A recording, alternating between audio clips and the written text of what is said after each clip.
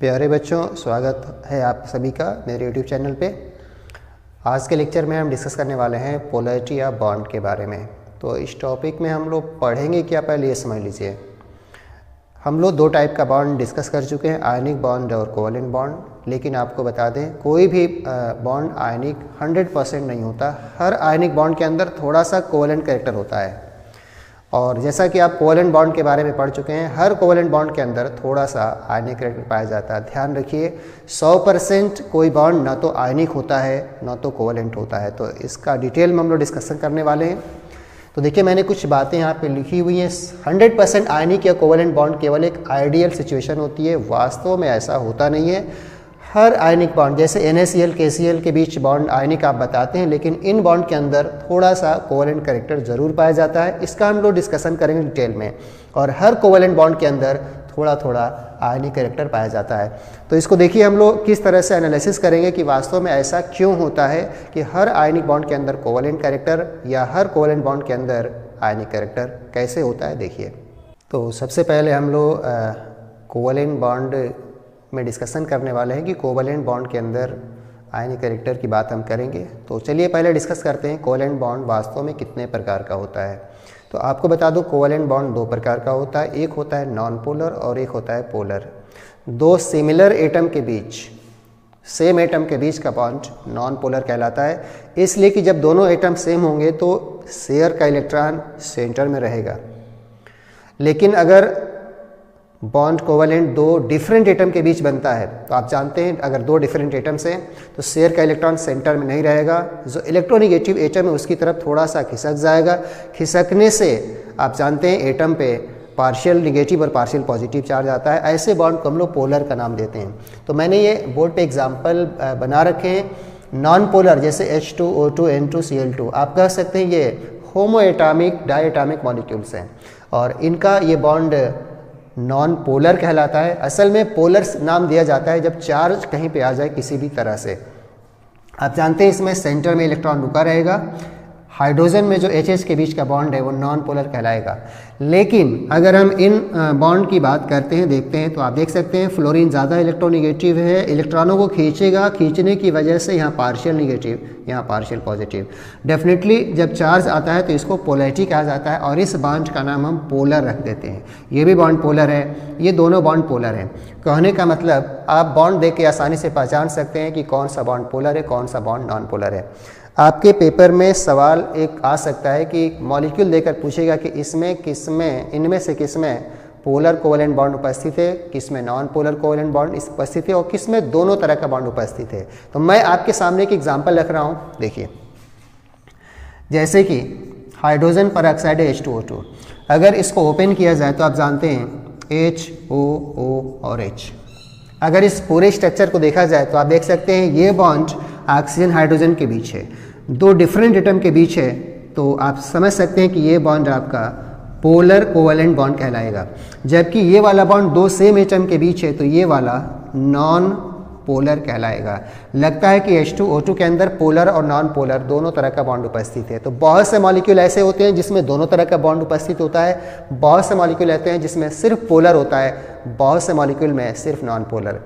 अब बात ये उठती है कि जब पोलर कोवलेंट बॉन्ड है तो ये क्या सिर्फ कोवलेंट होगा या इसमें आयनिक कैरेक्टर होना चाहिए। तो आप समझ सकते हैं, आयनिक का मतलब आयन, आयन मतलब चार्ज आना चाहिए। डेफिनेटली चार्ज की वजह से इस बॉन्ड के अंदर थोड़ा सा आप कह सकते हैं कि आयनिक कैरेक्टर जरूर होगा। तो कह सकते हैं ना, जितने भी पोलर कोवलेंट बॉन्ड होते हैं उसमें सम आयनिक कैरेक्टर होता है। तो हम लोग डिस्कस ये करने वाले हैं आयनिक कैरेक्टर के बारे में कि कोवलेंट बॉन्ड के अंदर आयनिक कैरेक्टर कैसे हम लोग तय करते हैं। तो अब बात करेंगे हम लोग कोवलेंट बॉन्ड के अंदर आयनिक कैरेक्टर।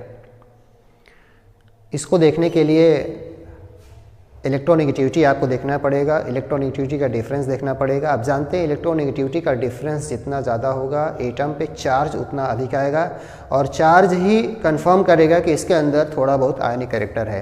तो इसको हम लोग कैसे डिस्कस करते हैं, कैसे समझते हैं। देखिए एग्जांपल, जैसे HF है, आप जानते हैं फ्लोरीन सबसे ज़्यादा इलेक्ट्रोनेगेटिव एटम है। इलेक्ट्रॉन थोड़ा सा खिसक जाएगा, खिसक जाने की वजह से यहाँ पार्शियल निगेटिव, यहाँ पार्शियल पॉजिटिव। आप जानते हैं इस जगह को हम पॉजिटिव सेंटर कह सकते हैं, इस जगह को नेगेटिव सेंटर कह सकते हैं।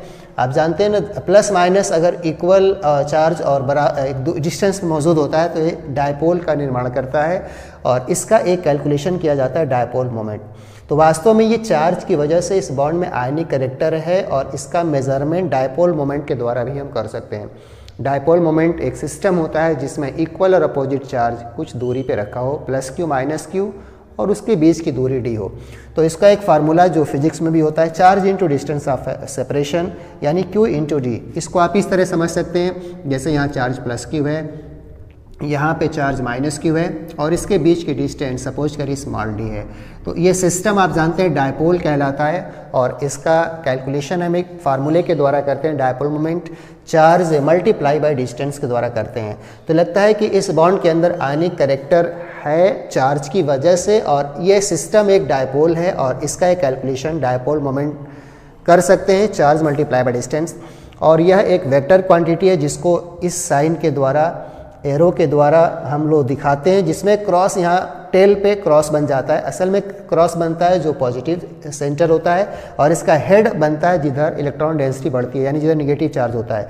इसकी यूनिट फार्मूले के हिसाब से कूलम मीटर आएगा, डिबाई भी कहते हैं, और 1 डिबाई होता है 3.3 × 10⁻30 सेंटीमीटर। अब हम लोग समझते हैं कि डायपोल मोमेंट किन किन बातों पर डिपेंड करेगा। तो डायपोल मोमेंट आप जानते हैं चार्ज और डिपेंड करेगा डिस्टेंस पे, लेकिन मेन डिपेंडेंसी चार्ज पे होती है। तो अगर हम आपसे बात करें कि HF, HCl, HBr, HI में 4 कंपाउंड का नाम मैंने बताया है, HF, HCl, HBr, HI, इनमें सबसे ज़्यादा डायपोल मोमेंट HF का होना चाहिए क्योंकि HF में फ्लोरीन सबसे ज़्यादा इलेक्ट्रोनेगेटिव है, चार्ज की मात्रा सबसे ज़्यादा होगी। तो HF, HBr, HCl, HI में अगर ऑर्डर बनाया जाए तो सबसे आगे HF, फिर HCl, फिर HBr, फिर HI। वैल्यू मैं बोल देता हूँ, HF का डायपोल मोमेंट 1.78 डिबाई, HCl का 1.07 डिबाई, HBr का 0.79 डिबाई और HI का 0.38 डिबाई होता है। कहने का मेरा मतलब ये है कि डायपोल मोमेंट आप इलेक्ट्रोनेगेटिविटी डिफरेंस देख के बता सकते हैं। तो ये तो एक बॉन्ड वाला है कि एक बॉन्ड है तो आप बता दीजिए, लेकिन बहुत से मॉलिक्यूल के अंदर बॉन्ड की संख्या 2 होती है, 3 होती है, 4 होती है। जैसे वाटर में 2 बॉन्ड होते हैं, अमोनिया में 3 बॉन्ड होते हैं, लोन पेयर वगैरह भी होता है। तो उनका डायपोल मोमेंट हम लोग कैसे निकालते हैं, तो देखते हैं resultant dipole moment poly atomic molecules का। तो आपको बता दें, जब मॉलिक्यूल के अंदर बॉन्ड एक से ज़्यादा होंगे, जैसे 2 या 3 या 4 होंगे या उससे अधिक होंगे, तो उनका रिजल्टेंट डायपोल मोमेंट अलग अलग बॉन्ड के डायपोल मोमेंट का वेक्टर सम होता है और वो उसके ज्योमेट्री या स्पेसिफिक अरेंजमेंट पर डिपेंड करता है। तो इनका रिजल्टेंट डायपोल मोमेंट आपके एग्ज़ाम में वास्तव में कैलकुलेशन नहीं करना है आपको, ज्योमेट्री का आइडिया है तो तुरंत आप एक रिजल्टेंट बता सकते हैं कि 0 होगा या नहीं होगा। ये सब आप मॉलिक्यूल के ज्योमेट्री या शेप या स्पेशल अरेंजमेंट के द्वारा तय कर सकते हैं। और याद रखिए, अगर किसी ओवरऑल मॉलिक्यूल का रिजल्टेंट डायपोल मोमेंट 0 आता है तो वो मॉलिक्यूल नॉन पोलर मॉलिक्यूल कहलाता है। जिसका 0 नहीं आता है, जिसका कुछ आता है वैल्यू, उसको हम लोग पोलर मॉलिक्यूल कहते हैं। तो आपके पेपर में एक सवाल आता है कि इनमें से कौन सा नॉन पोलर मॉलिक्यूल है या इनमें से कौन सा पोलर मॉलिक्यूल है। याद रखिए, रिजल्टेंट अगर डायपोल मोमेंट 0 आए तो वो नॉन पोलर मॉलिक्यूल कहलाता है।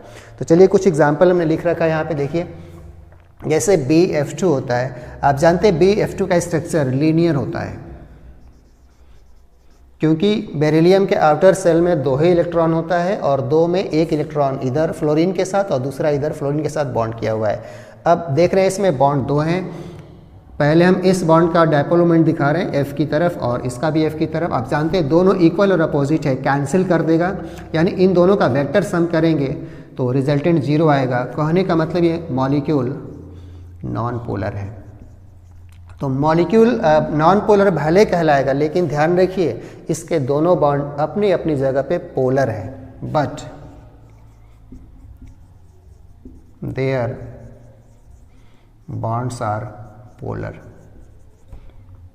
इंडिविजुअल बॉन्ड्स भले पोलर हैं लेकिन overall molecule non polar molecule कहलाएगा। उसी तरह से एक और एग्जांपल देखिए BF3 का। बोरान के आउटर सेल में इलेक्ट्रॉन 3 होते हैं, तीनों ने बॉन्डिंग किया F के साथ। आप जानते हैं इसका शेप ट्रायगोनल प्लेनर है, ट्रायगोनल प्लेनर। एंगल 120 का होगा। और देख लीजिए 120 पे जब दो फोर्स की तरह जब रिजल्टेंट देखा जाता है तो आप जानते हैं इन दोनों का रिजल्टेंट बिल्कुल सेंटर में आएगा और इधर आएगा। मैं ये नया जो एरो बना रहा हूँ इन दोनों का रिजल्टेंट के लिए बना रहा हूँ, और ये रिजल्टेंट और ये एक दूसरे के अपोजिट है, यानी ये और ये कैंसिल कर देता है और इसका रिजल्टेंट भी ज़ीरो है। तो ये भी मॉलिक्यूल आपका नॉन पोलर है। तो ये ओवरऑल रिजल्टेंट देख के बताया जा रहा है, जिनका रिजल्टेंट डायपोल मोमेंट जीरो होता है वो मॉलिक्यूल जैसा कि मैंने लिख रहा है नॉन पोलर कहलाते हैं। लेकिन ध्यान रखिए इनके बॉन्ड्स अपनी जगह पे पोलर हैं, और याद रखिए इनके बॉन्ड का जो डायपोल होता है इनको बॉन्ड डायपोल कहते हैं। तो बॉन्ड डायपोल का रिजल्टेंट सम जीरो हो जाए तो मॉलिक्यूल आपका नॉन पोलर कहलाएगा। तो ध्यान रखिए आपके पेपर में सवाल आता है कि which of the following is a non polar molecule या पोलर मॉलिक्यूल। तो इसके लिए आपको कंपाउंड की ज्योमेट्री आपको पता होना चाहिए। अब आपको बता दूं मैं कि इसमें अलग अलग इस तरह से देखने से अच्छा है कि एक लिस्ट आपको मिल जाए, ऐसे सारे मॉलिक्यूल को एक साथ हम लोग लिख सकते हैं जिनका रिजल्टेड डायपोल मोमेंट जीरो होता है, सारे मॉलिक्यूल नॉन पोलर मॉलिक्यूल कहलाएंगे। तो मैंने आपके सामने लिस्ट लिख दिया है जो बड़े काम की लिस्ट है। इन एग्जाम्पल्स को 2-3 बार आप रीड करिए ताकि याद हो जाए तो ज़्यादा बेटर है, आपका टाइम बचेगा। आपके पेपर में सीधा सवाल आता है कि which of the following is a polar या नॉन पोलर मॉलिक्यूल। तो इसके लिए मॉलिक्यूल्स का रिजल्टेंट डायपोल मोमेंट हर बॉन्ड का मिला के टोटल देखना पड़ता है। फाइनली ये सिमेट्रिकल मॉलिक्यूल जितने होते हैं उनका ज़ीरो होता है। तो मैंने देखिए ज़ीरो जिनका होता है उसकी पूरी लिस्ट आपके सामने लिख दी है, तो स्क्रीनशॉट आप ले सकते हैं। असल में इनका ज़ीरो रिजल्टेंट क्यों होता है, इसके लिए इनका पूरा स्पेशल अरेंजमेंट बनाकर देखना पड़ेगा। कैंसिलेशन हो जाता है बॉन्ड के बीच और इसलिए ज़ीरो होता है। अभी हमने BeF2 का आपको बताया था और BX3 वाला एग्जाम्पल बताया था। तो इनकी ज्योमेट्री ऐसी होती है सिमेट्रिकल जिससे रिजल्टेंट इनका ज़ीरो हो जाता है। और सभी मॉलिक्यूल जो इस लिस्ट में है सभी नॉन पोलर हैं। लेकिन वाटर का, अल्कोहल का, ईथर का, अमोनिया का, NF3 का, SO2 का, इन सब का याद रखिए ज़ीरो नहीं होता, इनका कुछ होता है। तो मैं इसमें इम्पॉर्टेंट वालों को मार्क कर दूं, जैसे कि ये इम्पॉर्टेंट है जो आपके काम का है, ये बहुत ज़्यादा पेपर में आपके आता है, इनका भी ध्यान रखिएगा। और इसमें देखिए वाटर का ज़ीरो नहीं होता, अमोनिया का ज़ीरो नहीं होता, NF3 का ज़ीरो नहीं होता, ये सारे एग्जाम्पल हैं, इसका ज़ीरो नहीं होता। इसमें एक और फेमस एग्जाम्पल SF4, ध्यान रखिए इसका भी ज़ीरो नहीं होता। इसका स्ट्रक्चर इस तरह से होता है कि इसका देखिए जबकि SF6 का ज़ीरो होता है लेकिन SF4 का ज़ीरो नहीं। ये पढ़ेंगे आगे चल के। इसका शेप सीसा होता है जिसमें एक लोन पेयर आ जाता है जिसकी वजह से ज़ीरो नहीं होता। तो मैंने ये जो लिस्ट बनाई है इसको थोड़ा सा आपको याद करना पड़ेगा, किसका ज़ीरो होता है किसका ज़ीरो नहीं होता। तो चलिए हम इसमें से कुछ एग्जाम्पल डिस्कस करते हैं कि वाटर का फेमस है, ज़ीरो क्यों नहीं होता, अमोनिया का ज़ीरो क्यों नहीं होता। तो इन एग्जाम्पल को हम डिटेल में फिगर के द्वारा समझाते हैं आपको। तो इन एग्जाम्पल को समझते हैं हम लोग। वाटर H2O जैसा कि जानते हैं इसका शेप लीनियर नहीं होता, बेंट होता है, ये एंगल 104.5 डिग्री होता है। तो इसमें हमने बॉन्ड पेयर और लोन पेयर दोनों दिखा रखा है सामने। देखिए ये जो डायरेक्शन है ना इलेक्ट्रोनिगेटिव की तरफ है, इलेक्ट्रोनिगेटिव ऑक्सीजन होता है, इनका रिजल्टेंट आएगा। असल में ये जो बॉन्ड वाला डायपोल है इसको बॉन्ड डायपोल कहते हैं। और आपको बता दें लोन पेयर का भी डायपोल मोमेंट होता है, और लोन पेयर चूंकि ऑर्बिटल में रहता है इसलिए इसको कहा जाता है ऑर्बिटल डायपोल। अब आपको बता दें इसमें रिजल्टेंट देखा जाता है बॉन्ड डायपोल और ऑर्बिटल डायपोल का, इन दोनों का डायरेक्शन एक है, इन दोनों का डायरेक्शन एक है। ये रिजल्टेंट मिलकर एक बड़ी वैल्यू लाते हैं जिसमें आता है 1.85 dpi। तो इस मॉलिक्यूल के अंदर ध्यान रखिए दो बॉन्ड डायपोल है और दो ऑर्बिटल डायपोल है जिनका रिजल्टेंट 1.85 है। अमोनिया में देखिए NH3 का शेप आप जानते हैं ट्रायगोनल पिरामिडल होता है, इसमें हमने डायपोल का डायरेक्शन दिखा रखा है, ये बॉन्ड डायपोल 3 है।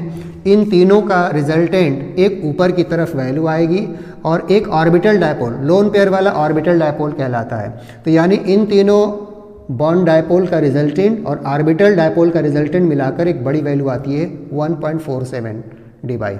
सारी वैल्यू एक्सपेरिमेंट है। अब देखिए यहाँ पर हमने फ्लोरीन की तरफ दिखा रखा है, फ्लोरीन की तरफ होने की वजह से इनका रिजल्टेंट कुछ नीचे की तरफ आएगा, यानी इसमें बॉन्ड डायपोल का रिजल्टेंट डाउनवर्ड होगा और ऑर्बिटल डायपोल का रिजल्टेंट अपर होगा। तो ये दोनों एक दूसरे को कम करेंगे, कैंसिल नहीं कर पाएंगे, कम कर पाएंगे। असल में हम ये कह सकते हैं कि NF3 के अंदर बॉन्ड डायपोल का डायरेक्शन नीचे है और ऑर्बिटल डायपोल का डायरेक्शन ऊपर है, तो कैंसिल करके ये वैल्यू कम कर देते हैं 0.23 dBi। तो आपके पेपर में एक बार सवाल आया था कि अमोनिया का डायपोल मोमेंट ज़्यादा होता है NF3 से, तो इसका रीज़न आप बता सकते हैं। NH3 में बॉन्ड डायपोल का डायरेक्शन यानी उसका रिजल्टेंट और ऑर्बिटल डायपोल का डायरेक्शन रिजल्टेंट मतलब सेम डायरेक्शन में आ रहा है, जबकि NF3 के अंदर बॉन्ड डायपोल का रिजल्टेंट नीचे आएगा और ऑर्बिटल डायपोल का डायरेक्शन ऊपर है, कम कर देगा 0.23 dBi आता है। तो लगता है कि इनमें जो रिजल्टेंट तय हो रहा है, दो टाइप के डायपोल मोमेंट्स का रिजल्टेंट आ रहा है, एक बॉन्ड डायपोल और एक ऑर्बिटल डायपोल। याद रखिए ऑर्बिटल डायपोल कहते हैं लोन पेयर के डायपोल को। अब हम कुछ फेमस सवाल कराते हैं डायपोल मोमेंट पे, वो देखिए। तो ये रहे सवाल डायपोल मोमेंट से जुड़े हुए। पहला सवाल है डायपोल मोमेंट सबसे ज़्यादा किसका होगा। तो इसमें हमने 1-2 का बता रखा है। अमोनिया का बताया था 1.47 होता है, इसका 1.85 होता है और इसका लगभग 1.6 समथिंग होता है, 1.7 के आसपास होता है। तो इन तीनों में तो वाटर का सबसे ज़्यादा होता है, लेकिन आपको बता दें हाइड्रोजन पेरोक्साइड का जो एक्चुअली स्ट्रक्चर होता है बुक शेप की तरह होता है, और आपको बता दें इसका रिजल्टेंट डायपोल मोमेंट वाटर से भी ज़्यादा होता है। ध्यान रखिएगा 2.1 dBi होता है। तो ध्यान रखिए अगर H2O2 ना होता तो हम लोग आंसर पहला लगा सकते थे, लेकिन इसका आंसर H2O2 है। सेकेंड क्वेश्चन है इनमें से कौन सा पोलर मॉलिक्यूल है। पोलर मॉलिक्यूल वो होता है जिसका डायपोल मोमेंट 0 ना हो, जिसका रिजल्टेंट डायपोल मोमेंट 0 ना हो। आप जानते हैं ना BF3 का डायपोल मोमेंट 0 होता है, CCl4 का 0 होता है, SF6 का 0 होता है, लेकिन इसका 0 नहीं होता SF4 का। और आगे आप इसका थ्योरी पढ़ेंगे। SF4 का स्ट्रक्चर कुछ इस तरह का होता है। यहाँ एक लोन पेयर तो पढ़ेंगे आप, इसका शेप सिमेट्रिकल नहीं होता, अनसिमेट्रिकल होता है। इसको डिस्टॉर्टेड टेट्राहेड्रल भी कभी कभी नाम दे दिया जाता है। खैर पढ़ेंगे आगे चल के, फोल्डेड स्क्वायर वगैरह बहुत सारे नाम इसके दिए जाते हैं। फिलहाल SF4 ध्यान रखिए अनसिमेट्रिकल फिगर होता है, सीसा शेप कहते हैं। इसका रिजल्टेंट डायपोल मोमेंट 0 नहीं है, इसलिए पोलर कहलाएगा। ये सारे जितने भी ये तीनों हैं, मैं कह रहा हूँ तीनों के बारे में, इनका रिजल्टेंट डायपोल मोमेंट 0 होता है और इसीलिए ये सारे मॉलिक्यूल नॉन पोलर कहलाएंगे। अब मैं डायपोल मोमेंट से जुड़े हुए कुछ एक्सेप्शनल एग्जाम्पल आपको बता रहा हूँ जो आपके पेपर के लिए महत्वपूर्ण है, ध्यान रखिए। आप देखते हैं बेंजीन के कुछ डेरिवेटिव्स हैं, इनका डायपोल मोमेंट 0 होगा या नहीं होगा, और स्पेशली मैं पैरा पोजीशन पे लगा के बात करूँगा। तो ध्यान रखिए पैरा पोजीशन पे ये जैसा मैंने लगा रखा है, अगर क्लोरीन लगा हो दोनों तरफ, आप जानते हैं अगर इसके रिजल्टेंट की बात किया जाए तो इसका अपवर्ड होगा, इसका डाउनवर्ड होगा, और ये कैंसिल कर देंगे 0 हो जाएगा। ऐसा कैंसिलेशन नाइट्रो में भी होता है और 2-मिथाइल में भी होता है। इसको आप पैरा डाइक्लोरोबेंजीन, इसको पैरा डाइनाइट्रोबेंजीन और इसको पैरा डाइमिथाइल बेंजीन, जिसको जैलिन कहते हैं। ध्यान रखिए ऐसे ग्रुप्स लगते हैं तो इनका रिजल्टेंट 0 होता है, यानी कि ये नॉन पोलर मॉलिक्यूल्स हैं। लेकिन ध्यान रखिए उसी तरह की चीज़ हमने इनमें भी लिखी हुई है, लेकिन इनका रिजल्टेंट 0 नहीं होता। ध्यान रखिए असल में इसमें ये जब पूरा सा OH को खोला जाता है तो इसमें बॉन्ड का डायपोल और लोन पेयर का भी डायपोल मिलता है, जिसका रिजल्टेंट एक वैल्यू आ जाती है। तो स्पेशली आप ध्यान रखिए ये कंफ्यूज करने वाले एग्जाम्पल है, इनका 0 होना चाहिए था लेकिन 0 नहीं होता। अगर OH लगा हो दोनों तरफ, SH लगा हो, एसिड का ग्रुप लगा, एस्टर का ग्रुप लगा, इनका रिजल्टेंट 0 नहीं होता, यानी ये सारे मॉलिक्यूल पोलर कहलाएंगे। तो इन एग्जाम्पल को आपको बेसिकली याद करना पड़ेगा अपने एग्जाम के लिए कि अगर पैरा पोजीशन पे 2 ग्रुप सेम टाइप के लगे तो कब 0 होता है, कब 0 नहीं होता। ग्रुप का नाम बता दूं, Cl लगा हो अपोजिट, NO2 लगा है अपोजिट, CH3 लगा हो अपोजिट तो 0 होता है, जबकि OH, SH, COOH, COR लगा हो तो इनका रिजल्टेंट 0 नहीं होता है। तो ये रहा डायपोल मोमेंट। याद रखिए डायपोल मोमेंट के द्वारा हम आयनिक कैरेक्टर वगैरह भी बता सकते हैं, क्योंकि डायपोल मोमेंट वहीं आता है जहाँ पे आयनिक कैरेक्टर की बात हो। अब आपको एक नोट बताने वाला हूँ यहाँ पे, इंपॉर्टेंट, ध्यान रखिएगा। क्या H2 के अंदर हाइड्रोजन के अंदर आयनिक कैरेक्टर है कि नहीं है, बड़ा सवाल है। अगर आप एनसीईआरटी पढ़े होंगे तो ज़रूर इस सवाल का उत्तर, क्या H2 के अंदर आयनिक कैरेक्टर है कि नहीं है। आयनिक कैरेक्टर का मतलब मॉलिक्यूल के अंदर पोलैरिटी आनी चाहिए, चार्ज आना चाहिए। तो आपको बता दें, हाइड्रोजन चूँकि गैस के रूप में होता है और गैस के रूप में ये एक जगह रुकता नहीं बल्कि टकराता रहता है, एक दूसरे से दीवारों से टकराता रहता है। तो टकराने से क्या होता है जानते हैं। वैसे तो ये बॉन्ड बिल्कुल आप कहिए नॉन पोलर है, हम कह रहे हैं नॉन पोलर है, मॉलिक्यूल भी नॉन पोलर है, एकदम सही बात है, नॉन पोलर है। H2, O2, N2, F2 सब नॉन पोलर मॉलिक्यूल्स हैं, सबका डायपोल मोमेंट 0 होगा। अगर H2 का डायपोल मोमेंट पूछेगा तो आप 0 बताइए, O2 का 0 बताइए, Cl2 का 0 बताइए, F2 का 0 बताइए, सभी नॉन पोलर मॉलिक्यूल्स हैं, मैं कह रहा हूँ। लेकिन सवाल ये, क्या H2 के अंदर क्या आयनिक कैरेक्टर की संभावना है या नहीं है। तो बता दें आपको, H2 के अंदर भी आयनिक कैरेक्टर होता है, बहुत कम।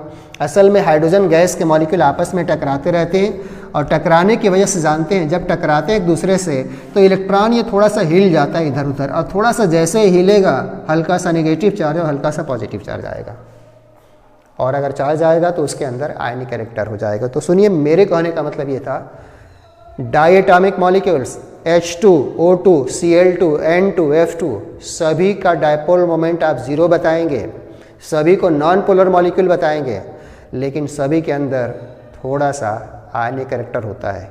और ये आयनिक कैरेक्टर कैसे आता है, जब ये मॉलिक्यूल टकराते हैं आपस में तो बॉन्ड के बीच का इलेक्ट्रॉन थोड़ा सा हिल जाता है, इसलिए पार्शियल आयनिक कैरेक्टर इनमें भी पाया जाता है।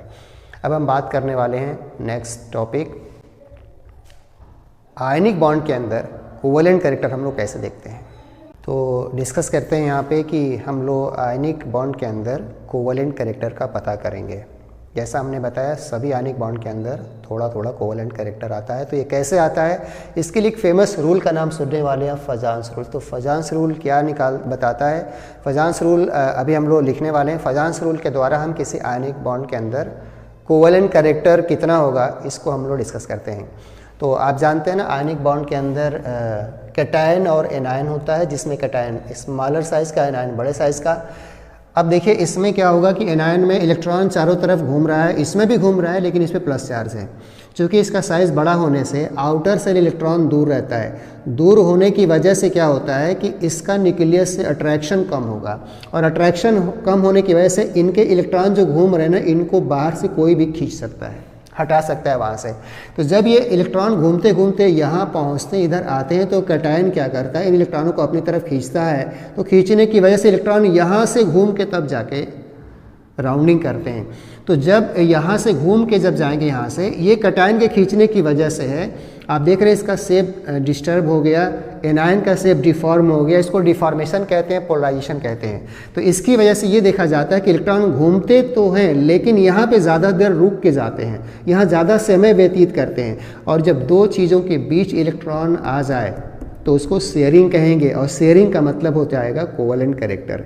यानी यहाँ बीच में जितनी ज़्यादा देर इलेक्ट्रॉन रुकेंगे तो हम कहेंगे कि इस बॉन्ड में कोवेलेंट कैरेक्टर अधिक है।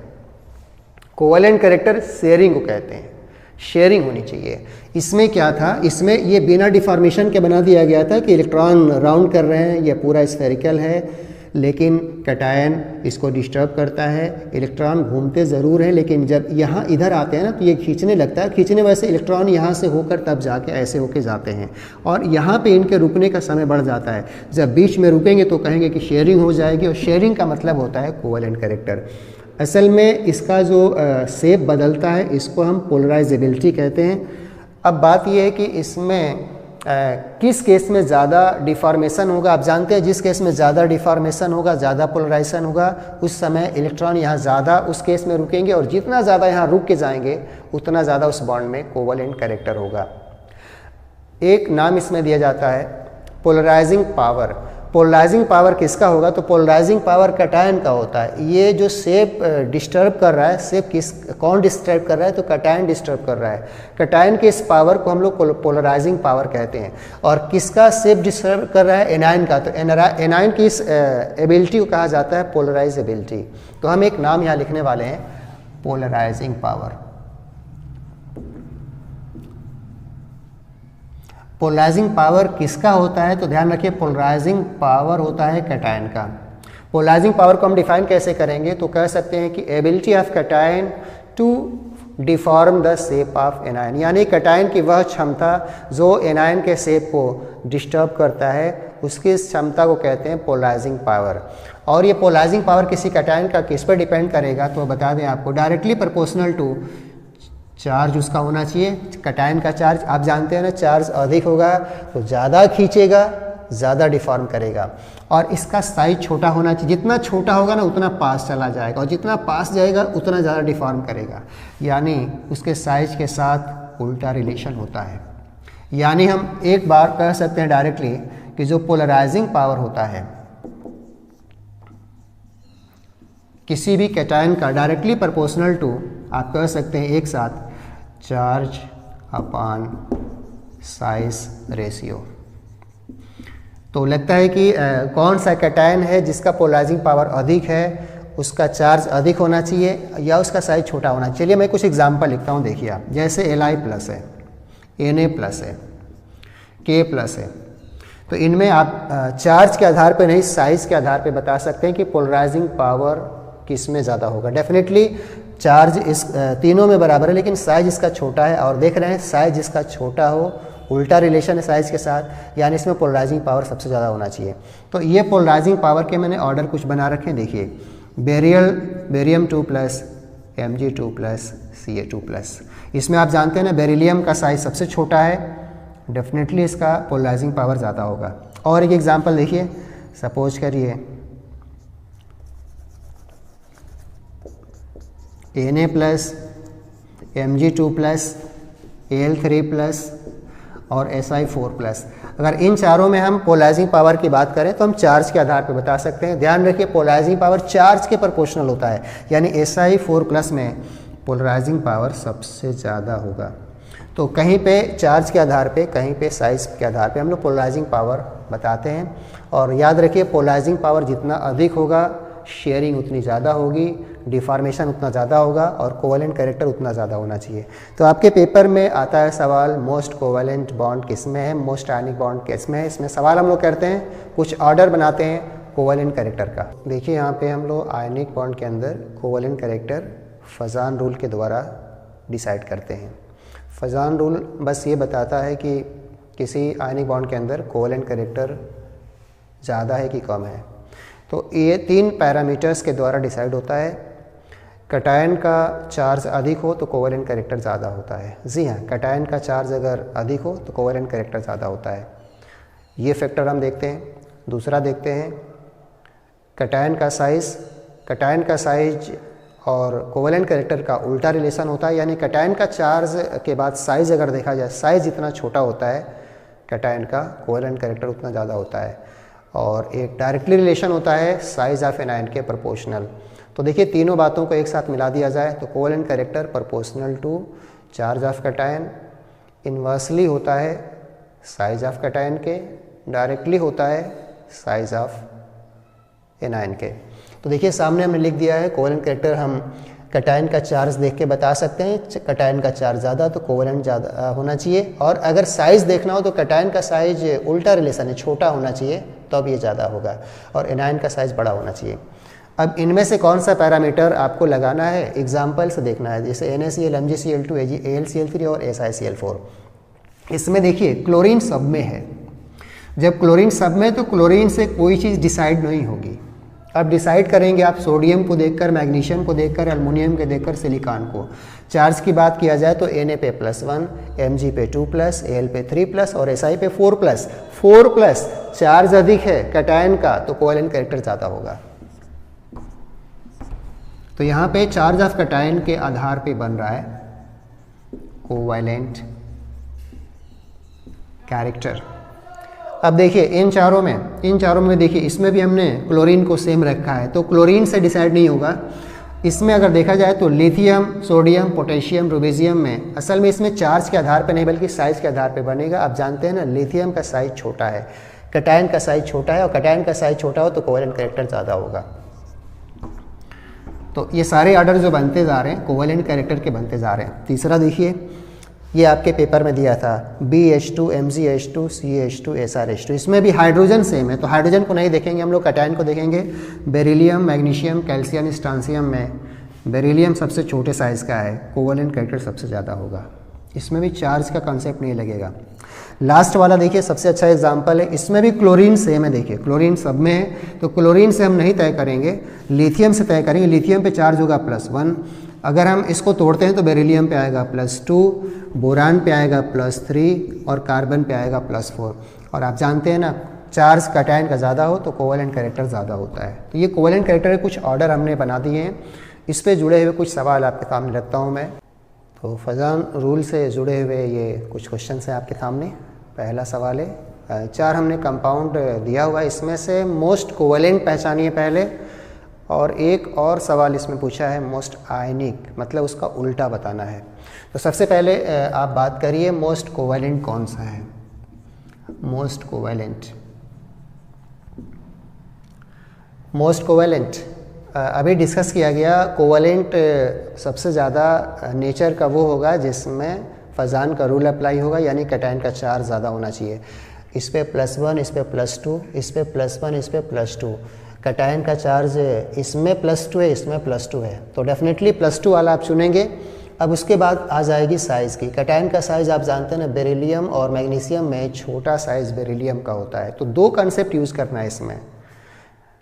कोवलेंट कैरेक्टर ज़्यादा होने के लिए कैटायन का चार्ज अधिक होना चाहिए, बेरिलियम पे +2 है, Mg पे +2 है, दोनों पे +2 है, चार्ज अधिक है, और साइज छोटा होना चाहिए, और साइज छोटा मैग्नीशियम का नहीं होता, बेरिलियम का, इसलिए आंसर हो जाएगा BeCl2।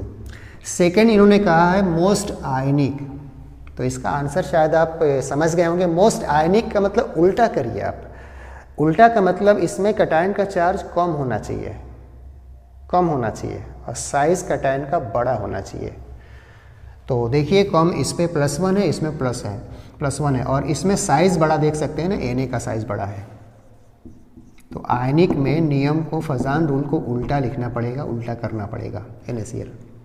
अब देखिए एक और सवाल आपका ऑब्जेक्टिव है ये, इसमें हमने 3 अलग अलग सवाल बना रखे हैं, और सब में एक ही बात पूछा है, मोस्ट कोवलेंट कौन है। तो इन चारों में मोस्ट कोवलेंट कौन होगा, देखिए सब में चार्ज एक है, और साइज़ भी, साइज़ वाली बात थोड़ी सी आएगी, हालांकि क्लोरीन सब में है। अब देखिए Na+, K+, Ag+, Rb+, charge बराबर है। साइज़ के बारे में जानते हैं कि इन तीनों के बारे में जानते हैं कि सोडियम छोटा है, लेकिन फंस जाएगा सोडियम और सिल्वर ध्यान रखिए D ब्लॉक का मेटल अगर आ जाता है तो उसमें कोवलेंट कैरेक्टर हमेशा ज़्यादा होता है। अगर ये ना होता तो हम लोग NaCl को लगा सकते थे। ये बड़ा आसान सवाल है, इसमें कोवलेंट आप जानते हैं ना, M को देख के बताया जाएगा, M पे +1, +2, +3, +4 ज़्यादा होना चाहिए, directly proportional to charge of cation. और इसमें आप किस आधार पे बनाएंगे, MF, MCl, MBr, Mi, M सब में कॉमन है, फ्लोरीन, क्लोरीन, ब्रोमीन, आयोडीन में। एनायनों की जब बात देखी जाती है तो देखा जाता है कि directly proportional to charge of anion, यानी आंसर हो जाएगा Mi। तो ये कुछ सिंपल से सवाल हैं जिसमें हम लोग कंपाउंड के अंदर कोवलेंट कैरेक्टर का पता लगा रहे हैं। इस टॉपिक के बाद अगला टॉपिक, एक फेमस टॉपिक आएगा, वेस्पर थ्योरी। वेस्पर थ्योरी एक तरह से एक्चुअली पहली थ्योरी होती है जिसके आधार पे कंपाउंड की ज्योमेट्री, शेप, बॉन्ड एंगल वगैरह, आइसो स्ट्रक्चरल, आइसो इलेक्ट्रॉनिक के सवाल हम लोग करेंगे। तो नेक्स्ट टॉपिक आपका वेस्पर थ्योरी रहेगा।